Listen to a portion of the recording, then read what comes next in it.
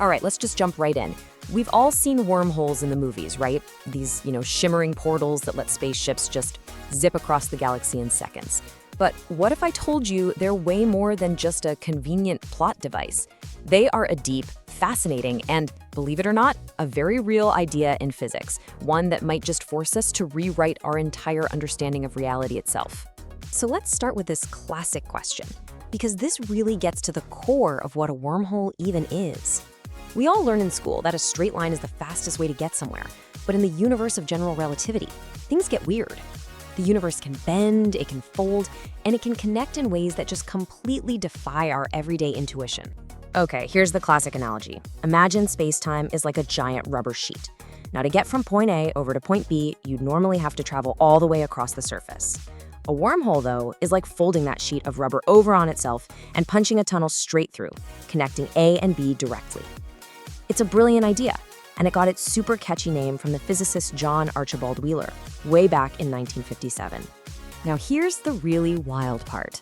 Wormholes aren't just some made-up fantasy. They actually pop right out of the very same equations that predict black holes and the bending of starlight. Our best, most tested theory of gravity. The math says they can exist, but as we're about to see, that possibility came with a huge catch. And this brings us to the first major chapter in our story, the original idea for a wormhole, and its one single fatal flaw. See, when Einstein and his colleague Nathan Rosen first cooked up this idea in 1935, they weren't thinking about spaceships at all. They were actually trying to find a way to model fundamental particles. It was just a mathematical curiosity. But then, in 1962, the dream of traveling through one was, it was seemingly crushed. Physicists proved that this kind of wormhole was violently unstable. To put it bluntly, the Einstein-Rosen bridge wasn't a bridge at all. It was a trap, a one-way ticket to oblivion. The tunnel would pinch itself off and collapse into a point of infinite density, a singularity faster than even a beam of light could race through it. And for decades, that was pretty much the end of the story. But then, the story took this incredible turn. And it wasn't thanks to a physicist, but to an astronomer who was writing a science fiction novel. This is where the whole field got a second chance. You've got Carl Sagan, right? He's writing his famous novel Contact, and he wants the science in it to be as legit as possible. So he calls up his buddy, the Caltech physicist Kip Thorne, with a pretty simple question. Is there any plausible way to make a wormhole that someone could actually travel through? And you know what? That question changed everything. Thorne and his student Michael Morris did something absolutely brilliant. Instead of asking what kind of wormholes Einstein's equations naturally spit out, they decided to reverse engineer the problem. They said, okay, let's design a perfectly safe, totally traversable wormhole on paper first. Then they used the equations to figure out what kind of bizarre stuff you'd need to actually build it. And the answer they got was, it was weird. To prop open the throat of a wormhole and fight against the crushing force of gravity, you'd need something with negative energy. We're talking about a substance that creates gravitational repulsion. It literally pushes space-time apart instead of pulling it together. They gave this stuff a name, exotic matter. Now, this sounds like pure fantasy, doesn't it? I mean, how can you have less energy than nothing? But here's the twist. According to the super strange rules of quantum mechanics, it's actually not impossible. The quantum world allows for tiny, fleeting little pockets of negative energy to pop into existence. And we have real-world proof of this. It's called the Casimir effect. If you put two metal plates incredibly close together inside a vacuum, they'll actually get pushed toward each other. Why? Because the space between the plates has slightly less energy than the space outside. It is a tiny but experimentally confirmed instance of negative energy right here in the lab. So we have a recipe for a wormhole, but it needs an almost impossible ingredient. But the story gets even deeper. The most modern, most mind-bending idea about wormholes doesn't connect them to gravity, but to the other great pillar of modern physics, quantum mechanics. Now get this. In the exact same year, 1935, Albert Einstein co-authored two legendary papers. One of them, with Nathan Rosen, introduced the wormhole, the Einstein-Rosen bridge. The other, with Podolsky and Rosen, introduced quantum entanglement, what he famously called spooky action at a distance, which connects two particles no matter how far apart they get. For nearly a century, nobody thought these two ideas had anything to do with each other.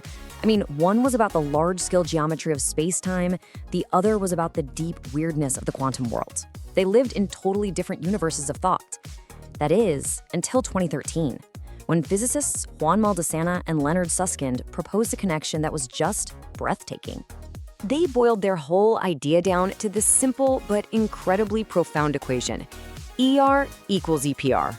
So what on earth does that mean? It means the Einstein-Rosen bridge, that's the ER, and the Einstein-Podolsky-Rosen paradox, which is entanglement, or EPR, are actually just two different ways of describing the exact same thing. The conjecture says that any two particles that are quantum mechanically entangled are also physically connected by a tiny microscopic wormhole.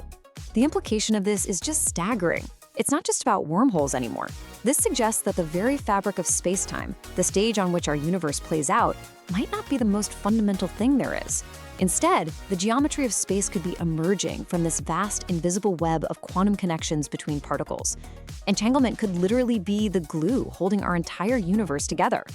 Okay, so this brings us back from the purely theoretical to something a bit more practical. If wormholes are real, and maybe even common on a quantum level, could we ever hope to find a big one out there in the cosmos? And how would we even tell it apart from its famous cousin, the black hole?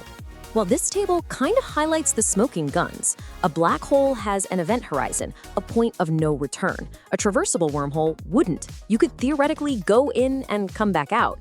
And when two black holes merge, the gravitational waves they send out have a clean ring-down sound that fades away. A wormhole merger, on the other hand, might produce gravitational wave echoes as the waves bounce back and forth through the tunnel. And this story is still being written. I mean, just recently, new research looked at what the wormhole connecting two really messy, chaotically entangled black holes would actually look like. And the answer was not some smooth, simple tunnel. They found something they nicknamed an Einstein-Rosen caterpillar, a long, bumpy, segmented structure. But here's the amazing part. Even though it's lumpy, the connection is still incredibly stable and predictable on the inside. The normal laws of gravity still seem to work just fine in there. Now, this is a huge deal. It gives powerful new support to the ER's EPR idea, suggesting it holds up even in more realistic, messy situations. And it also hints that the inside of a black hole is smooth, not some chaotic wall of fire like some other theories had suggested. So it helps resolve a major paradox in physics. So we end up right back where we started, but now with a much, much deeper question. Our journey has taken us from thinking about a simple shortcut through space to the incredible possibility that these tunnels aren't just in space-time, they are space-time, woven from the very threads of quantum entanglement. And that, really, might be the most fantastic journey of all.